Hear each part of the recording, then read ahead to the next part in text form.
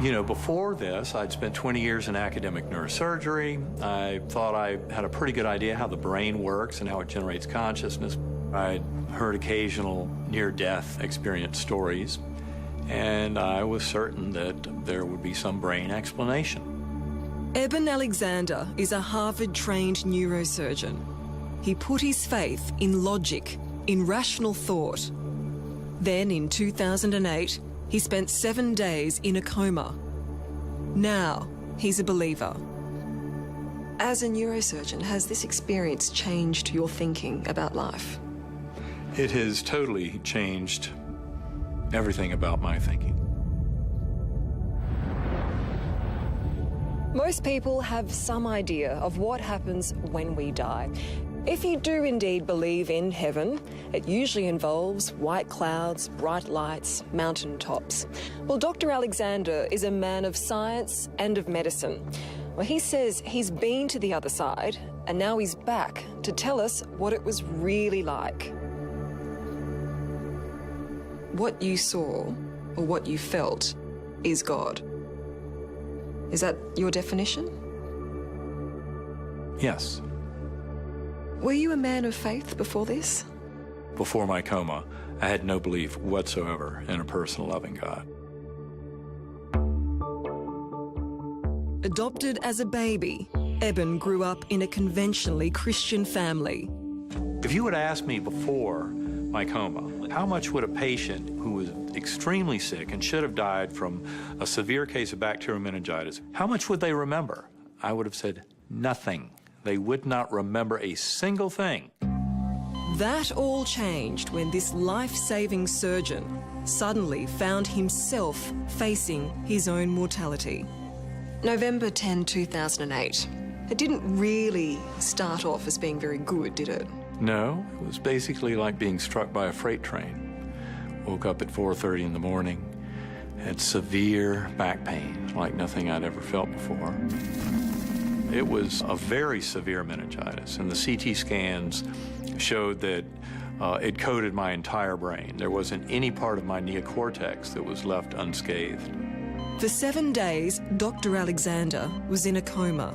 He was all but lifeless, completely unconscious. Yet he experienced a consciousness that defied all his years of medical training. Here was this beautiful melody and this light spinning closer and closer. It opened up as a portal into this gorgeous realm that was verdant, waterfalls, colors indescribable, and millions of butterflies flying through, a very ultra-real scene. And then there was a warm breeze blowing through that was like the breath of divine. In the hospital, his doctors were losing hope. My physicians were telling my wife that basically she'd be raising our sons alone. My 10-year-old son, Bond, had heard that, realized it was very bad news, came running into my room, pried my eyes open, and, "Daddy, you're gonna be okay. Daddy, you're gonna be okay. Daddy, you're gonna be okay." As if he said it enough, it would make it true. So your son was calling you back? I had to come back. I had to claw my way up out of that very deep hole and somehow do whatever was necessary. He was pleading with me. On the 7th day, against all odds, Dr. Alexander awoke. By medical standards, he made a miraculously quick recovery. But nagging the doctor was how to explain what he'd felt and seen.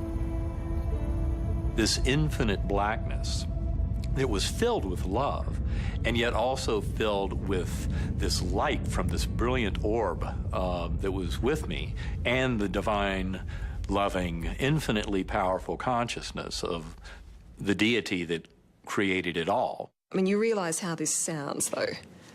It can come across as a bit crazy. It does. Of course it does. When I was, had first gotten home from the hospital, I'd mentioned some of this to my doctors. They would go, "Oh, yes, you were very sick."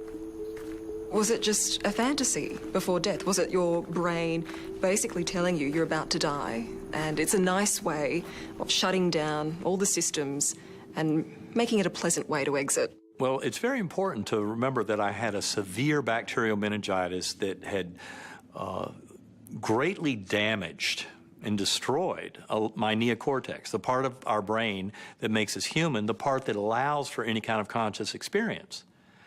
So that with that amount of destruction, there was no way to have a dream, a hallucination, a fantasy, a confabulation.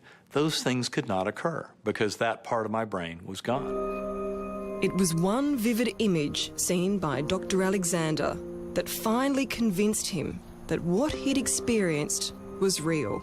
There was a beautiful girl beside me on the butterfly wing. I can remember her face so perfectly, these sparkling blue eyes and light brown hair and this loving smile, and she never said a word, but her thoughts went right into me. You are loved, you are cherished dearly forever. There's nothing to fear. I knew her face so well, but I'd never met her in my life. This is the woman Eben saw. Her name is Betsy.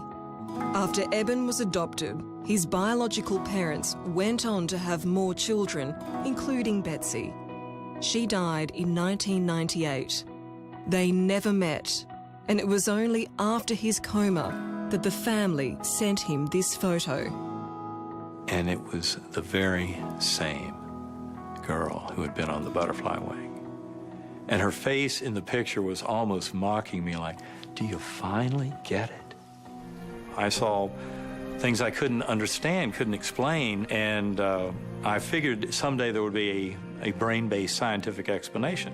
Now I know there's a much easier, simpler, more straightforward explanation. That is that our soul is eternal, that our spirit lives forever.